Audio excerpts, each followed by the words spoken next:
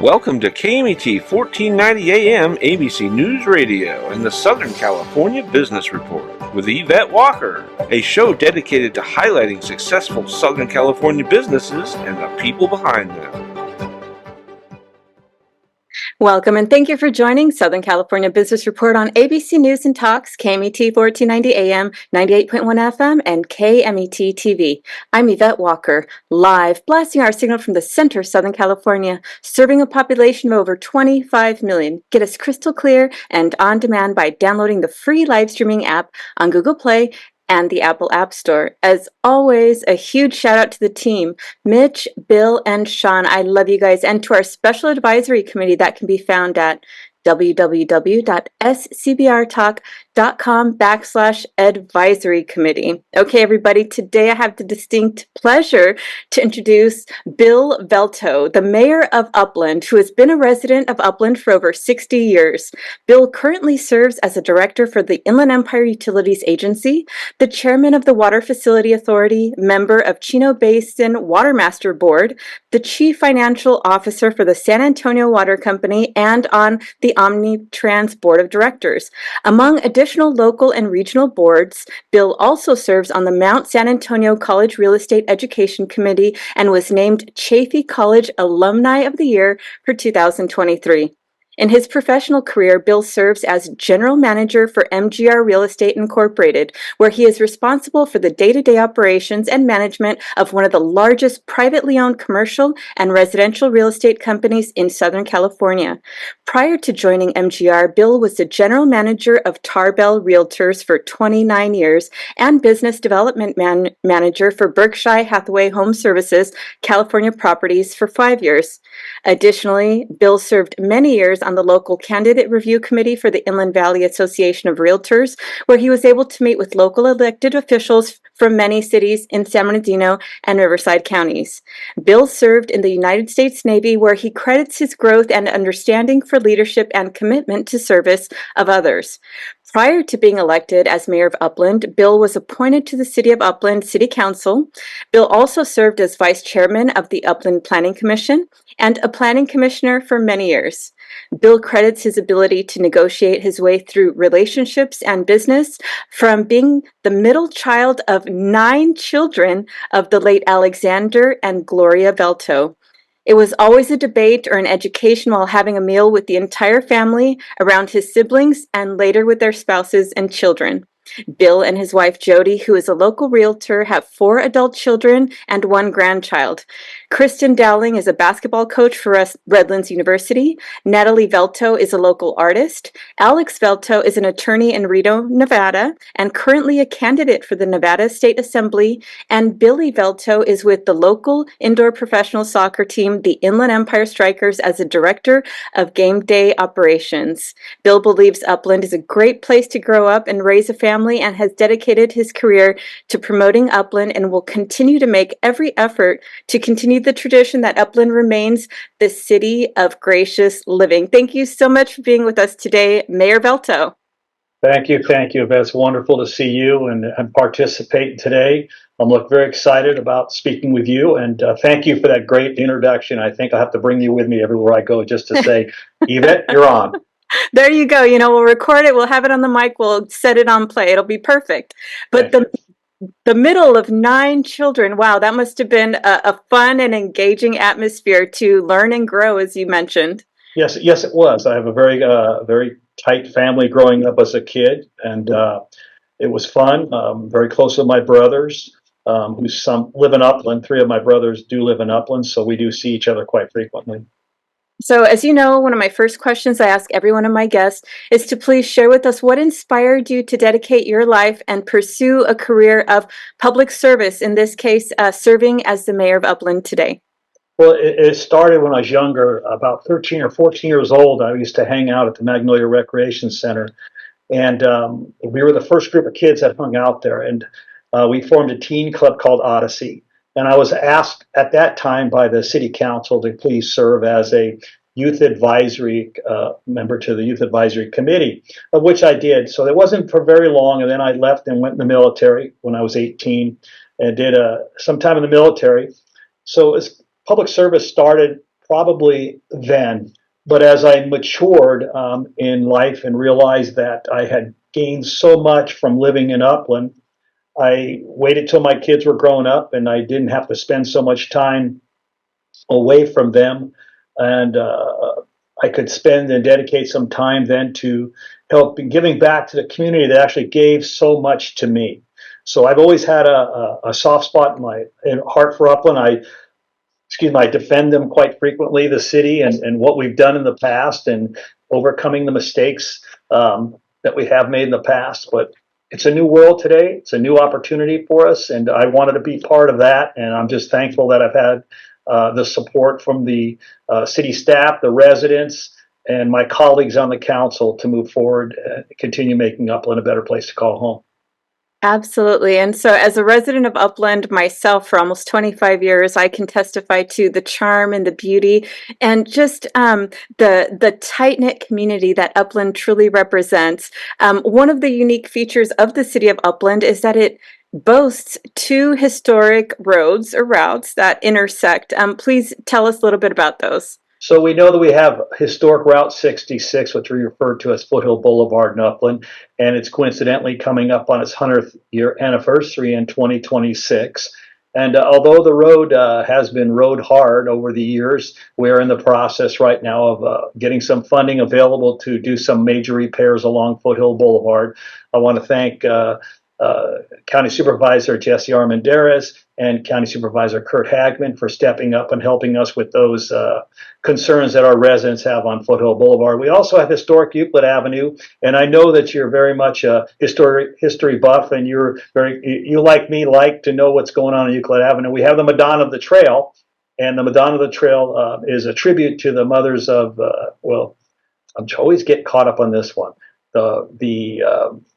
The daughters of the American Revolution, that's what it was, who came down through that corridor, and they have 12 Madonnas, and we're lucky enough to have one right there at the intersection of Foothill Boulevard, Route 66, and Euclid Avenue. And Euclid Avenue was put together by the Chaffey brothers, who had come down from Canada and had developed Ontario, and they had North Ontario, which later became Upland. So Upland is a historical community, and we're lucky enough to have both Route 66 and Euclid Avenue is actually Highway 83. So that's great to have both those there.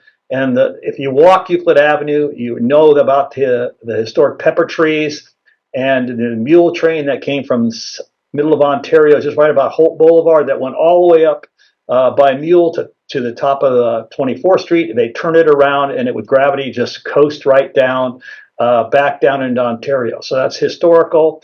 People love going on Euclid. My folks lived on Euclid Avenue, 2 different addresses on Euclid Avenue. And I remember as a kid walking up the bridle trail, seeing horses. And just recently I saw horses again on the bridle trail. So I'm excited that Euclid Avenue is also going to get some repairs done. We're working on a lot of our streets in Upland, and we're trying to make Upland, again, such a safe community. Absolutely. And so, your hard work is evident, the community coming together to find the solutions to really invest and grow their neighborhoods are just beautiful. How involved, how committed they are to seeing that happen. Mayor Velto, tell us a little bit about the downtown and what are some of the exciting things that are happening there today? Well, our downtown historically was a citrus producing capital. And so we had the railway there, and then we still have a couple packing houses, and the original packing house office is still there. There's a restaurant in that right along A Street. So we're doing a revitalization of our downtown, and it's one of those things taking some time because the state of California gives what they call regional housing needs assessments, which then broke down by the county and then down by the city. So the city of Upland has a demand put on us for additional 5,800 units. That doesn't mean the city's going to build them. We just have to have the zoning available for them. So the area is probably most impacted will be our downtown areas. And the downtown areas need to have a little bit more of a density to bring the community into it. And I know that many of the residents are concerned about parking, so we're in the process right now of doing a survey and studies to find out about possible parking structures, which I believe will happen the next 5 years or so. So we're working on the downtown. We have a lot of new restaurants. We've got many restaurants that want to come to Upland. They've reached out to us. We're anticipating an additional 4 to 6 restaurants coming into the downtown. We have about 400 units going to be built in the downtown within the next 2 to 3 years, some along the railway, some just east of the second packing house by 6th Avenue, between 6th Avenue and 4th Avenue. We have another group of townhomes going on at A Street and 1st Avenue. That's right now entitlement process. So there's a lot going on. We just had the gazebo that was just remodeled. I want to thank Ralph Cavallo, Mark Davidson, and we had a few other people helping out. But I'm really excited that we were able to get that done, and it was done well. And so people are coming to our downtown to see what we've done in our downtown area. Mustafa Khalifa was also involved with that. Mustafa was the one that just actually remodeled the old Mitchell's building. If you've gone down to downtown Upland, you'll see it.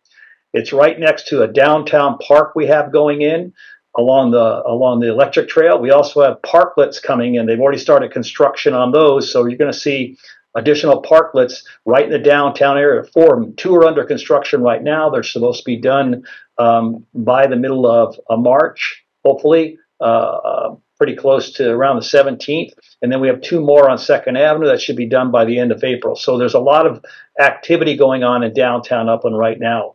And again, that's supposed to be the heartbeat for where we want to all go for our weekends. And what we're trying to do is I share with people that I'm not trying to do the downtown for me, Bill Velto. I'm not. I'm trying to do it for the 20 to 40-year-olds and the 40 to 60-year-olds, the next 2 generations. I'm at an age right now that 10 years from now, I'm not going to be, going to downtown as much. But I think we're trying to develop it for the next 2 generations. And that's, I think, the mindset of my colleague, Rudy Zuniga. I know that Carlos Garcia, James Breitling, and Shannon Mouse, the other council members, are all in favor of and supportive of making the downtown a great place to come and beneficial to our community. It's not as big as most downtowns in our adjoining communities. It's actually a smaller downtown area.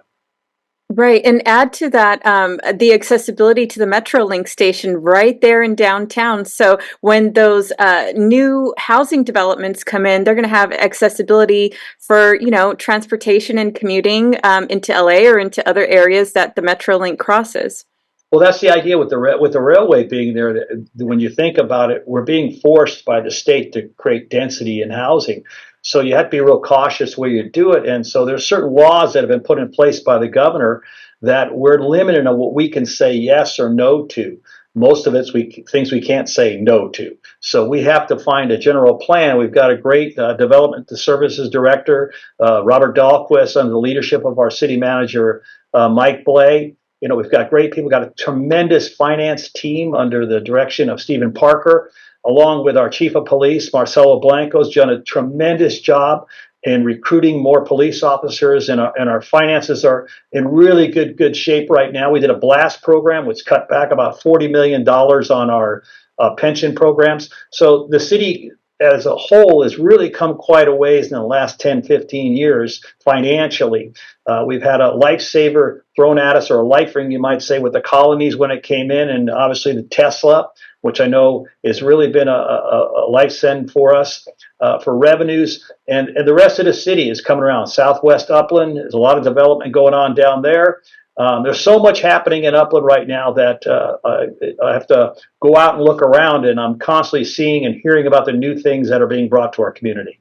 Absolutely. And Upland is such a charming place. Like I said, it's a bedroom community. You go up Euclid, you see all the beautiful craftsmen's homes, across from the hospital. But let's move on to one of the other unique features of Upland. I want to talk about Cable Airport, because my understanding, it is the world's largest public use, family-owned airport in the world.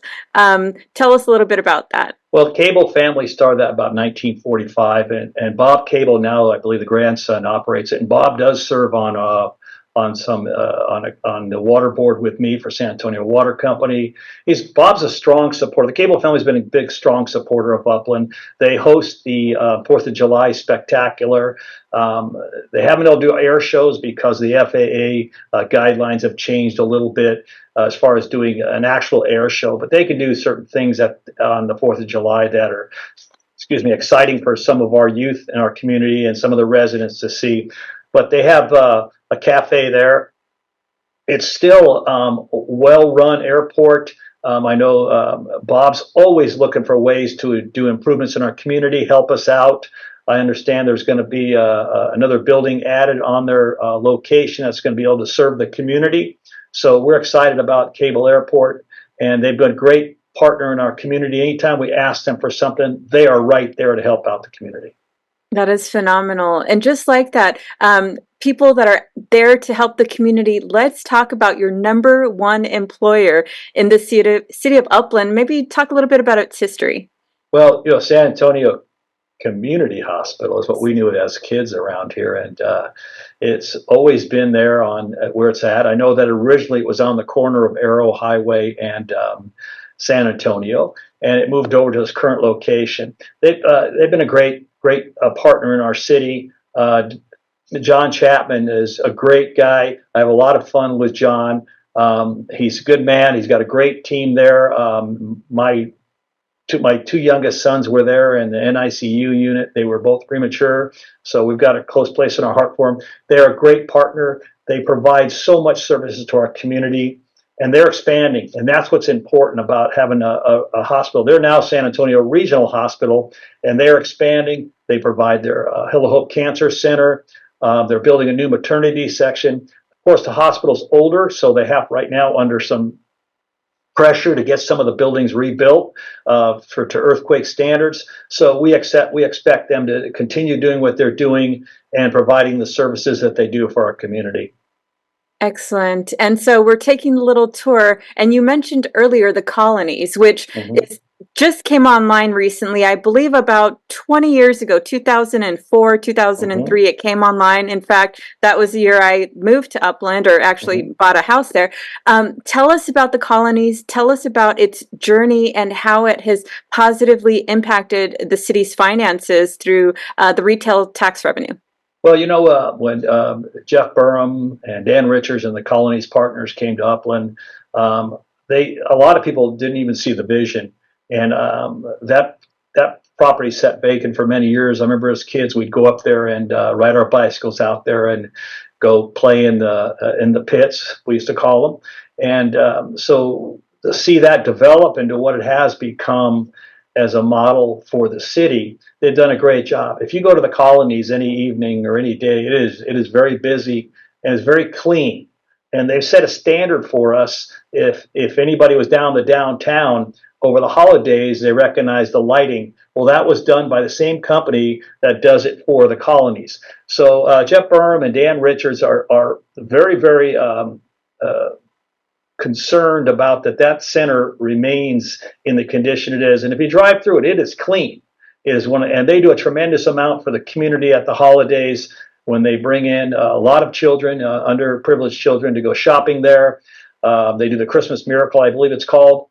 I've been up there many years. The amount of people that attend that, the amount of people that support it is tremendous. That gives you an indication of what that development's done for our community. So it was a life ring for the city, and we're thankful that it's there. And we're not afraid to reach out to Colonies Partners and asking them for support in other parts of the community. And what they've offered to do is provide us guidance.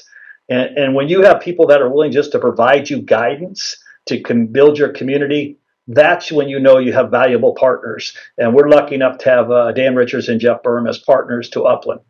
Absolutely. And what is interesting, and actually probably a huge value that was added to that development, is it came online about the same time that the 210 was opened up in that area. Please talk about the impact just the 210 strip going, from Redlands all the way through has had on the city itself. Well, when the 210 freeway was there, it was a myth. When is that going to come in? I remember as a kid in the 60s, it was talked about even in the early 60s before that. So as kids, that was just a place we used to play on, a little field out there. So when it started being built, it was quite a bit of excitement. And we anticipated that North Upland would become the next San Marino. And it has that ability. Upland, when you drive through Upland, North Upland, and a lot of parts of the community have some really, really rich history in them. And people like Upland. They come to Upland, and it's, like I said, it's a bedroom community. But again, you're very close to doing everything. I always share when I speak publicly about the region, I tell them that from Upland, within 45 minutes of my front door, in the exact same day, I can go surfing, water skiing, snow skiing, and ride a dune buggy, all within 45 minutes of my front door. And that's what makes this region, this area, so popular. Our freeway systems, yes, sometimes they do get backed up, but that's because we got a lot of people here, and it's growing. The Inland Empire is going to grow, and it's the only place where there's dirt. So as John Husing used to say, they're not running out of dirt. And so that's where we're going to build. And Upland, we're doing smart development in Upland, and that's because of the type of developers that have come in. We've been careful. There's been some projects in Upland that have been delayed, but that's okay. That's part of the process with residents, giving them a voice. Of course, it's something we all have to deal with, but I respect them that they disagree with things, and then we just allow the system to play out, and no hard feelings. We move on. Right. And as you mentioned, it's a small town community, bedroom community with that historic charm, but with all the amenities, right? Because it has access to all of the major freeways. You have the 10 freeway, you have the 210 freeway. You're within 10 minutes of the Ontario International Airport. That's right. Everything is there. You have the Metrolink station in the downtown area. You have a nationally renowned and recognized hospital in San Antonio Regional Hospital. So the best healthcare you can get. All of the modern amenities, plus in a beautiful bedroom community, centrally located, like you said, within 45 minutes of everything and everywhere anybody would want to be. And we have Brightline coming into Ranch Cucamonga, so you'll be able to jump on Metrolink from Upland, catch Brightline, be up in Las Vegas in 2.5 hours. So there's so much excitement happening in the region. And Upland, we're lucky. We're on that border. We're on that western Los Angeles County, eastern San Bernardino County, right on the border. So again, Upland's was incorporated in 1906. So we're one of the older communities around here. And we've got a good neighbors. All of our mayors are in the West End. All of us meet every quarter. We discuss what's going on in the region. We work together. We're helping each other with the homeless issues, and we're doing all we can to help the community. We know that the Olympics are coming. We know that the World Cup's coming. So we're going to see some more changes in this area. The homeless count's gone up a little bit, but again, we're working closely with each city to help the homeless. We know it's a crisis, and we just got to get the federal government to give the cities the money. As they say, we're the generals on the line here, and we need the funding here to help support these homeless and help them get them a leg up and help the community at large feel more safe. Absolutely. And of course, we can't leave out the Claremont colleges, which are just down the road from Upland, right on the border in Claremont, world-renowned universities in Pomona College, Pitzer College, Claremont universities. No, these colleges are great to have as a draw. We have Chaffey College, as you mentioned earlier, as an alumni. And I used to tell people I went to UHTR. And they went, UHTR, where's that? And I go, it's Up Haven, turn right. So I've always had a soft spot in my place for the colleges. I was the voice of Chaffey College basketball for almost 20 years. I did it for the Claremont College's women's basketball team at CMS for a few years. So I really try to stay in the community, be visible for the community. I try to bring as much businesses to come to Upland. A lot of people don't understand that it's really not so much that we bring them, it's that we talk to people. We tell people we have opportunities in our community. We offer assistance for businesses coming to the downtown. We have a downtown revitalization program for our downtown. So, we're working on the west side, work in Councilman Garcia's district to find more businesses to come into that centers down there. So we've got a lot of exciting things happening. They're rebuilding the old Bullwinkles Golf Center. That's all being rebuilt. If you drive by it now, you see it under construction. So we've got some housing tracts coming in on all 4 quarters. There's houses being built. So a lot of stuff's going on. Our parks are being improved. We're going to be putting some money into our parks here, coming in very shortly. So again, I think we have 14 parks, maybe. I've lost count of all the parks we have. We have another one coming in on Botham, another dog park. We're sinking a bunch of money into the dog park down on at Baldy View. We just approved that. Memorial Park's going to all be repaved. The whole parking lot's being redone. We've got the new parking lot being done on A Street and behind Roy's Bike Shop. If you've been down there in Barcoosa and Captain's Grill, that parking lot right now is under construction, should be done, which is going to prepare us for what we got coming up on March 15th and 16th, if you want me to talk about that. Yes. And with that said, everybody, we are on a break. Yvette Walker with ABC News and Talk Southern California Business Report, here today with Mayor Bill Velto. He is a 60-year resident of the city of Upland in a rich history that dates back to the late 19th century. Upland was founded as a citrus-growing haven and is now a thriving city with a diverse population and a strong sense of community pride. Upland is known for its top-rated schools, safe neighborhoods, and strong community events. Upland is a place where small-town charm meets big city living, and one of the few cities that boasts 2 historical roads, including Route 66 and Euclid Avenue, when we return.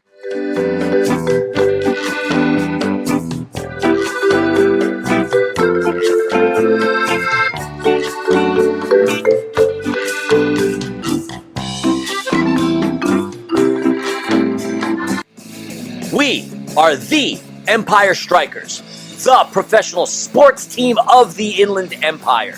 We are a fast-actioned and community-inspired pro indoor soccer team. Our mission is to inspire the Empire. Home games, community events, watch parties, and youth camps are all back. Professional indoor soccer is back. Join us and come watch the greatest show on turf at Toyota Arena or on Twitch. Visit www.theempirestrikers.com for more and any information.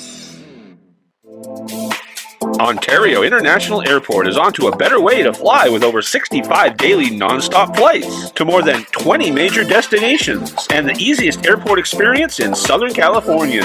Visit flyonto.com/Ontario to learn more about Ontario International Airport today. Hi, I'm Dana Rademacher with MGR Property Management. A lot of people wonder about the value that property management has for their property. Property management can include all property types, including residential, commercial, and HOA. It is valuable because property managers are experienced in what can happen at your property. We're aware of liabilities. We're able to do predictive and preventative maintenance. We know what is coming up with the changes in the weather, the seasons, how old certain aspects or different capital projects at your property are. We're able to best negotiate contract pricing, legalities with your tenants, and anything else that you may need to ensure that you're getting the full value of your property. If you're interested in speaking with the representative at MGR Property Management regarding your property management needs, you can visit our website at mgrrealestate.com, or you can call our number at area code 909-581-6600 to be connected with the representative.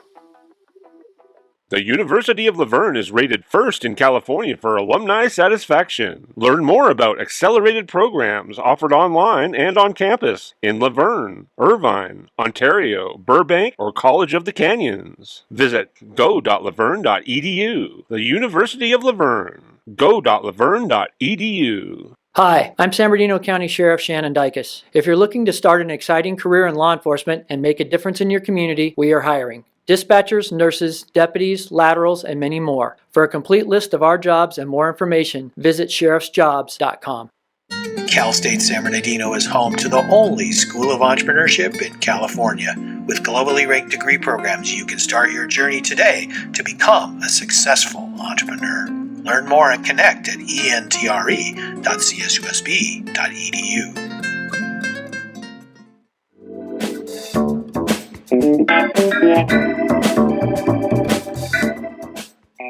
Welcome back, everyone. Yvette Walker with ABC News and Talk, Southern California Business Report, here today with Bill Velto, the mayor of Upland, a 60-year resident in a city with a rich history that dates back to the late 19th century. Upland was founded as a citrus-growing haven and is now a thriving city with diverse population and a strong sense of community pride. Upland is known for its top-rated schools, safe neighborhoods, and strong community events. Upland is a place where small-town charm meets big city living, and one of the few cities that boasts two historical roads, including Route 66 and Euclid Avenue. Thank you again for being with us today, Mayor Velto. Thank you, Yvette. All right, so prior to the break, we kind of did a little tour of Upland, speaking about the downtown area, the #1 employer and nationally recognized healthcare facility, San Antonio Regional Hospital, as well as Cable Airport and the Colonies, and of course the 210 freeway, which is relatively new to the area.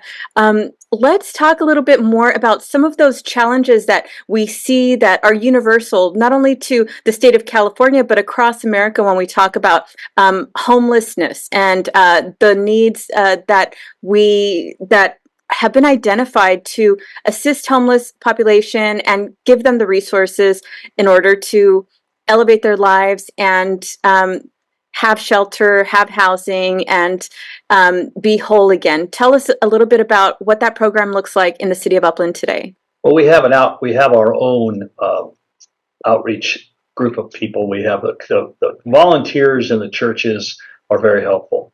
But we have with our police department, we actually have an outreach coordinator, homeless outreach coordinator, and very experienced. And we try to, first thing we want to do is we want to get as close as we can and talk to them, the homeless individuals. But we're dealing with a mental health crisis in our country, and that's the most difficult part. So recently they made some changes in conservatorship so that we can help these individuals who can't help themselves. We have a meth problem, not so much in Upland, but we have a methamphetamine problem in our country. And to the point where some of these methamphetamine addicts don't even know what they're doing. They have what you hear about, what you see, and what you read about is the tip. We have to get hold of this, and that's why I mentioned earlier about getting the federal government to give the money directly to the cities, so that the cities can really work on these issues. So we're right now working in conjunction with 4 or 5 other cities to work together in order to help and eliminate as many homeless as possible, or help them get housing. And the housing needs are so high. But we go back then to the real estate side of it. We're not building enough residential units to support the homeless. So someone today becomes homeless because the rents go up and there's no place to go. So when you have 3 and 4 families, 2 to 3 generations even living together, brothers and sisters with their children, sometimes as much as 15 to 20 people living in a 4-bedroom home, it's not unheard of. You might not see it because it's very well hidden. It's not something that people talk about, but it happens. So we have an actual crisis not only in our city, it's an epidemic in our country, and until it's recognized beyond just acknowledging it and taking a step further and getting as much mental health crisis intervention as possible. There's a lot of parents out there that can't deal with their children that have mental health issues. There's drug addiction problems, and there's just a lot of time people don't know who to turn to get help.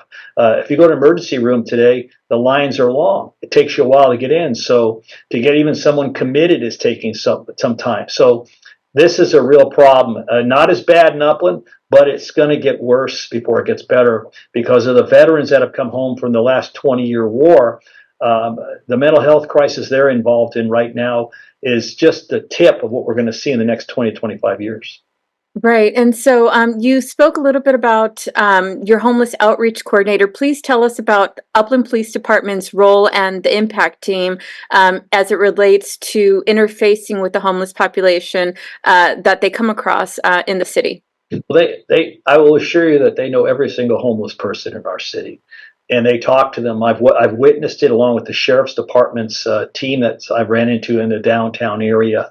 They're all talking. They're all reaching out to help. I've been told that it takes sometimes over 30 to 50 times of contacting an individual before they'll accept the help that's needed.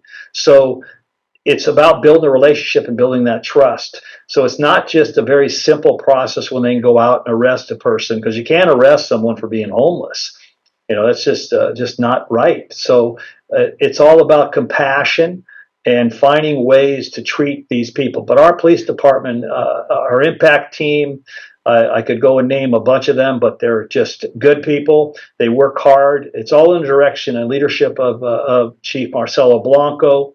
The morale's high. So these guys and gals get out there, and again, they risk their lives every day going out there and confronting not only the homeless, but the crime that happens in our cities.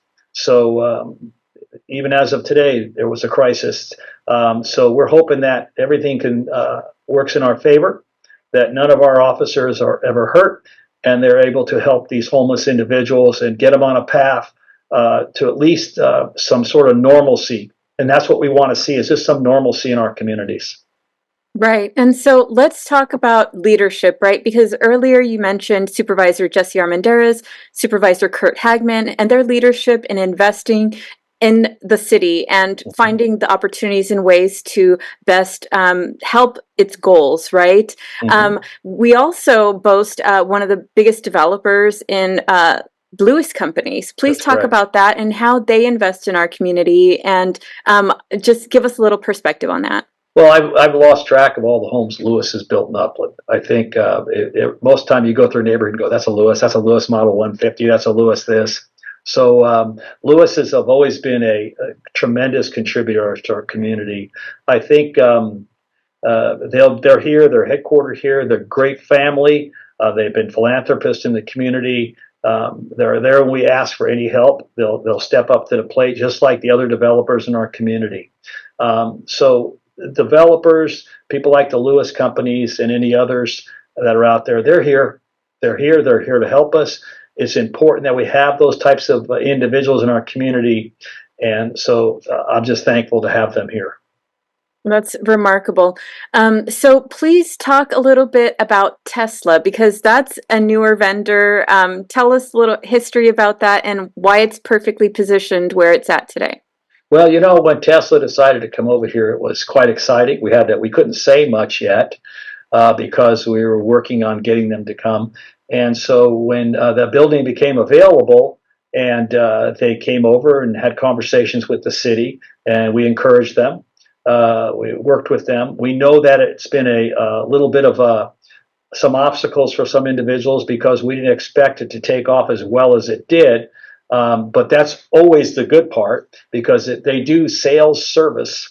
Okay, so if it's sales and service, that's where you generate your revenue for tax. So there have been a tremendous boost for our tax base, and they're actually going to expand. They've already expanded east of their building between the Arco station and then put a parking lot in there. They're in the process right now of expanding westward with another parking area and a potential service center.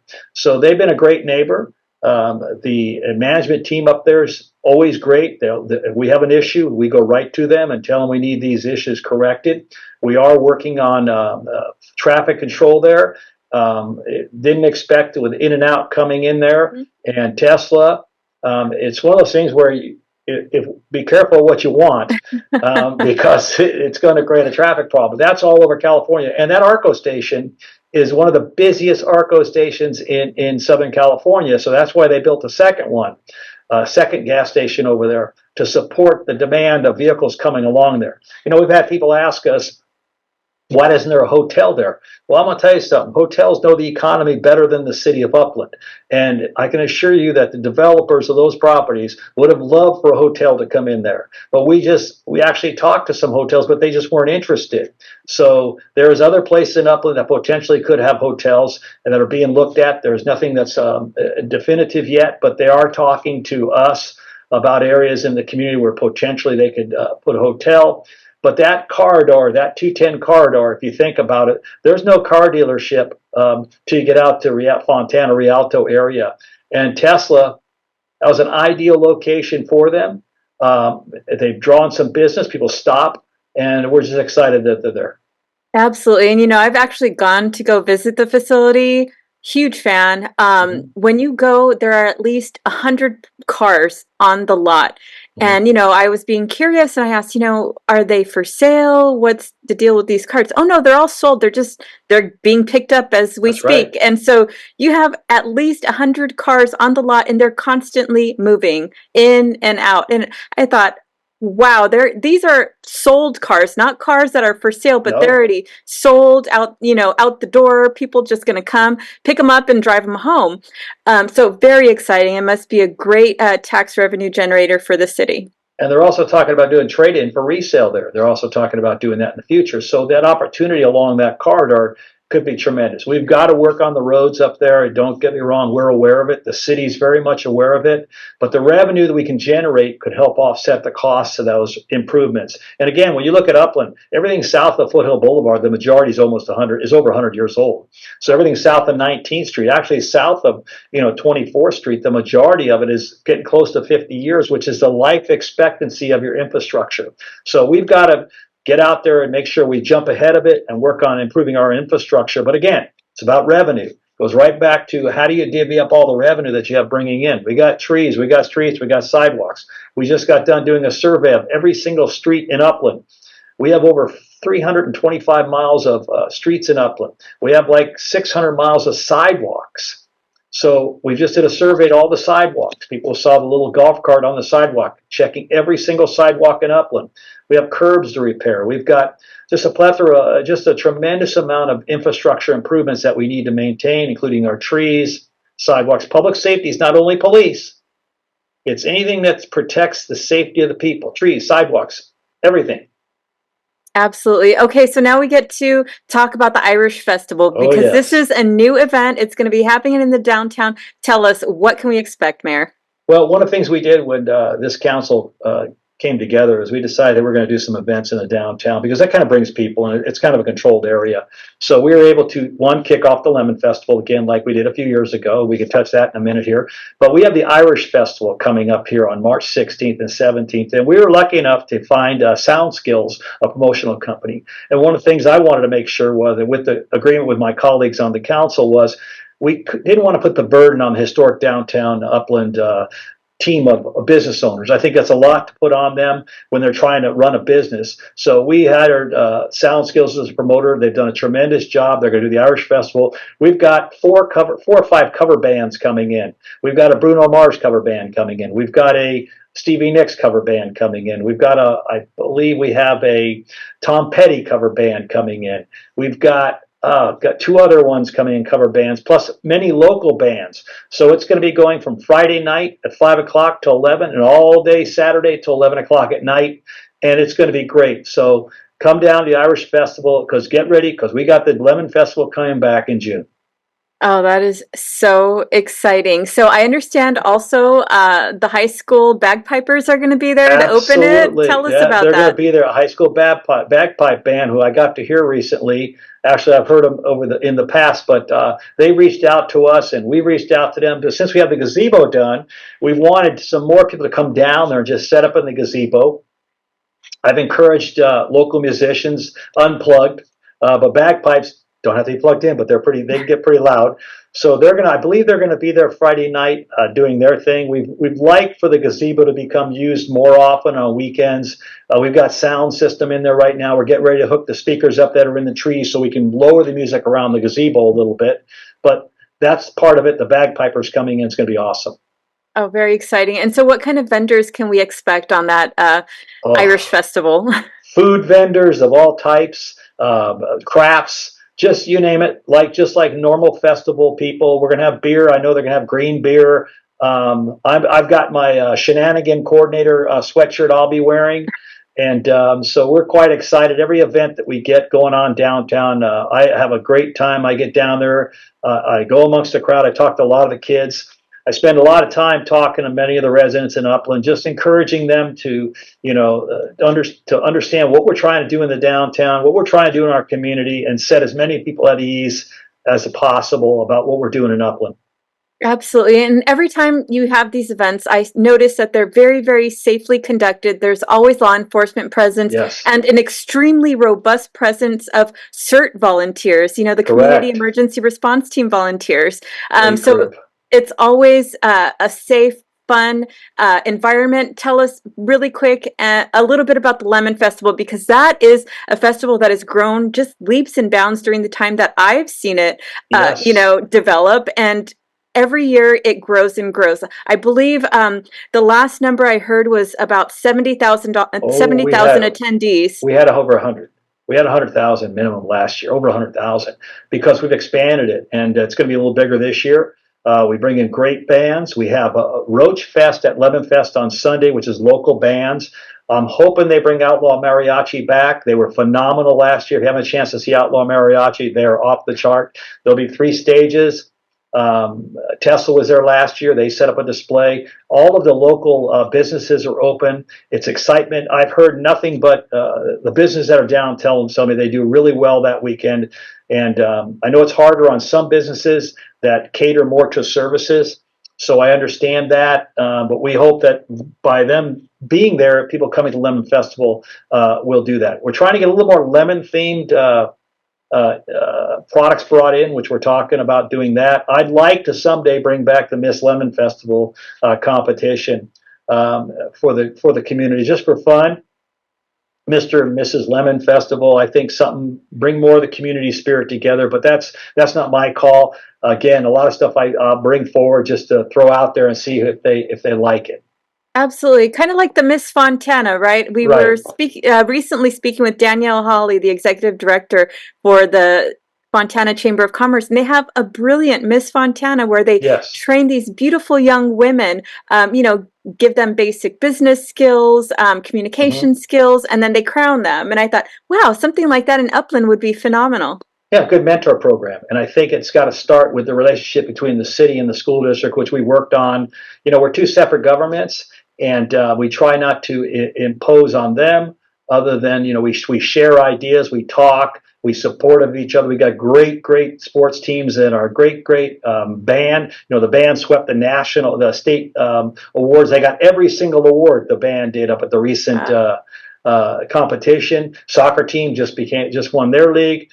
So we've got a great group of people and great students in our school. They still come to council meetings. Every council meeting, there's always a group of students there. And after the meeting, we get together and want to get pictures with each other, and we have a good time. They're a great group of kids here in Upland, and I'm just happy that I get to see this next generation of youngsters coming through our community that we look at tomorrow as being tomorrow's leaders. Absolutely. And with the leadership that we're able to see today in Upland and, on a broader scale as well, as you mentioned, Supervisor Jesse Armendariz, Supervisor Kurt Hagman, both excellent champions that are focused on accessibility and accountability, which are great, stakes for results, right? So just we're very fortunate to have the leadership that we have. Even at the federal level, we have Norma Torres, who's just stepped up to the plate with us and helping us in Upland, her district in Upland. She came through with a grant, and before Pete Aguilar left, he gave us a grant for the park. And so, we're going to keep those relationships strong. They are important. We keep it nonpartisan because we're all in California. We're all in the Inland Empire, and so we have to work together and strive to make things better for the community at large. It's never been about, what I want to get done. It's part of what I want to participate in getting done. So if I bring ideas and discuss it with council members or city staff, they can disagree or agree, whatever they want to do, but we just move on. Because we're all council members, we all have great ideas, we all want to see things done, but when it all boils down to it, we hire a city manager, Michael Blay, and he's our chief executive officer and as a city manager. And so we give him the reins and he goes and he does his thing, and he's done a tremendous job. Perfect. So what are you most looking forward to as the mayor of the city of Upland in the next year or two? Well, I have an election coming up this year. I hope that the residents found that I've brought some value to the table. I hope that I'm reelected. I want to continue down the path of redevelopment in our community. making sure that we finish up what we started in our downtown, get the money, the rest of the funding we're looking for and expecting for Foothill Boulevard and Euclid Avenue and many other streets. There's a program called Safe Streets out of Washington, D.C. That the federal government gives, and we have a lobbyist working for the city of Upland, and we're pressuring him to get more funds for our city for streets, sidewalks, improvements. So there's a lot I want to get done in the next 4.5 years, and I think I can get it done. The first couple of years, you're kind of on a learning curve, understanding how things done, get a good city manager in, get good city staff, continually build our police department, continually work on our roads. I know residents are frustrated, and I get it. I drive the same streets every day. Again, we have the Upland Public Works app, so please download the Public Works app and report anything you see, because it prioritizes, it creates a record. They're able to prioritize and get the work done as quick as possible. And we need the community to work together, because everybody working together in our community makes Upland a better place to call home. I love it. And so with that said, it's the end of the program, but thank you so much for being with us today, Mayor Bill. Thank you for your insight, thank you for sharing all the beautiful things that Upland holds. And I appreciate everything you do for our community. You've been you've been here, you've been a planning commissioner in the city, you know what it takes, and yet you still come and try to help us do better. And I appreciate that about you. And today's an example of everything Yvette Walker does to make our communities better. Thank you. Thank you so much, Mayor Velto. Okay, everybody listening, don't miss the Empire Strikers match tonight against the Chihuahua Savages with the kickoff at 7 p.m. Get the chance to meet Marco Fabian in person, get a memorable photo with him, and grab those coveted autographs. Call 909-457-0252 or visit empirestrikers.com for more information and defend the Empire. Don't forget to find us on YouTube, LinkedIn, Facebook, and Instagram. Check us out on scbrtalk.com. Don't miss my interview with Shannon Dykes, who was elected as the 36th Sheriff Coroner for San Bernardino County on June 7, 2022. San Bernardino County has over 2 million residents and is the nation's largest county geographically, spanning more than 20,056 miles. The department oversees the unincorporated county areas, operates the county jail systems, provides marshal services in the county courts, and contracts law enforcement services to 14 of the 24 incorporated cities within the county. The department consists of 2,007 sworn personnel, 2,073 professional employees, and 1,552 volunteers with an annual budget of over $800 million. Next week, we will have Bel Hernandez Castillo. She is an entrepreneur, award-winning journalist, and producer. She is the co-founder and CEO of Latin Heat, the first entertainment trade publication focused on the coverage of Latinos in Hollywood. For 6 years, she produced the Latin Heat Entertainment Conference, bringing together Latino creatives and studio and network executives. Movie Maker magazine dubbed her the godmother of Latino Hollywood at the time. She now heads Latin Heat Media, a multimedia company that includes an entertainment site, www.latinheat.com, a production arm that includes the Telly Award-winning TV talk show, The Trend Talk, Zebra Films, stage productions, and Latina Fest, Mind, Body, and Soul, the largest outdoor festival on the West Coast celebrating Latinas. You do not want to miss it. We will see you next week.